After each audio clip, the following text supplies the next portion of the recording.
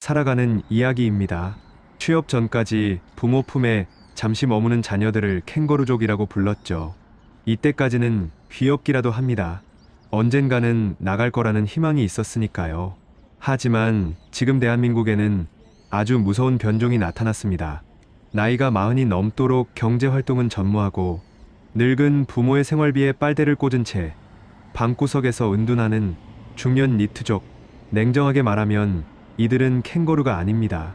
부모를 숙주로 인식하고 갉아먹는 기생 자녀입니다. 오늘은 그 닫힌 방문 뒤에서 벌어지는 끔찍한 지옥도와 우리가 마주해야 할 불편한 진실을 이야기해 봅니다. 첫째, 일본의 비극 8050 문제, 곧 우리의 미래. 혹시 8050 문제라고 들어보셨습니까? 이웃나라 일본에서 이미 사회적 재난이 된 현상입니다.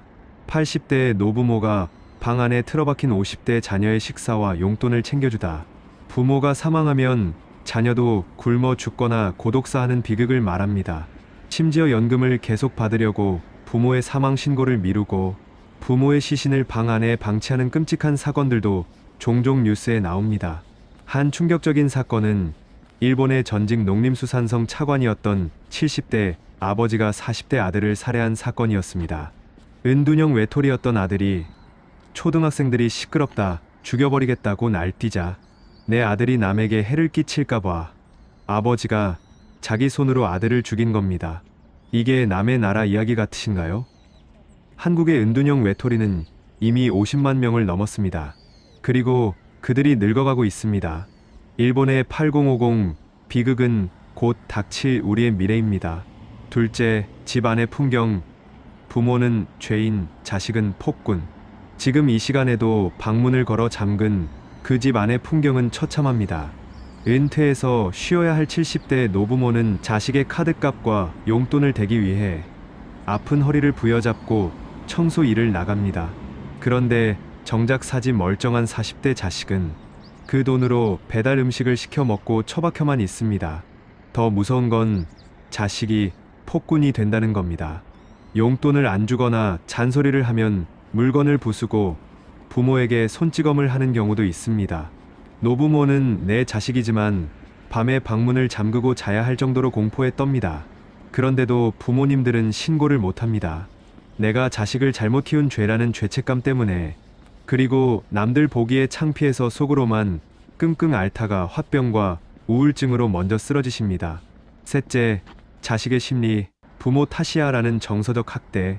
도대체 자식들은 왜 이러는 걸까요?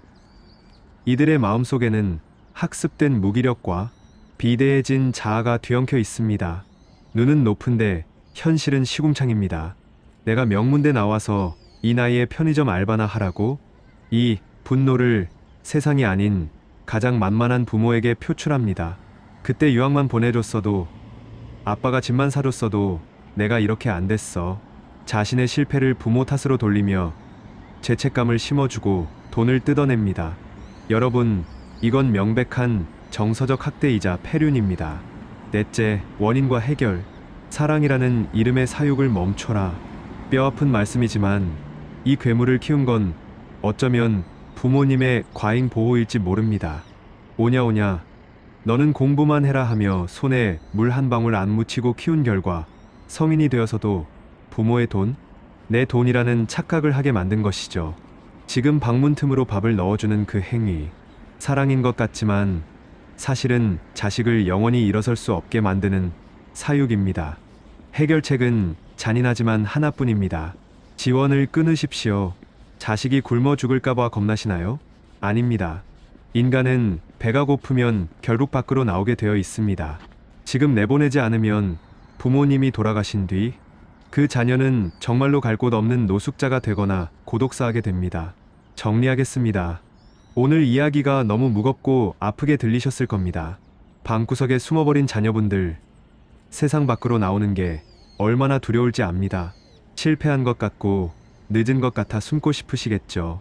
하지만 부모님의 등골을 파먹으며 숨는 건 휴식이 아니라 도피일 뿐입니다.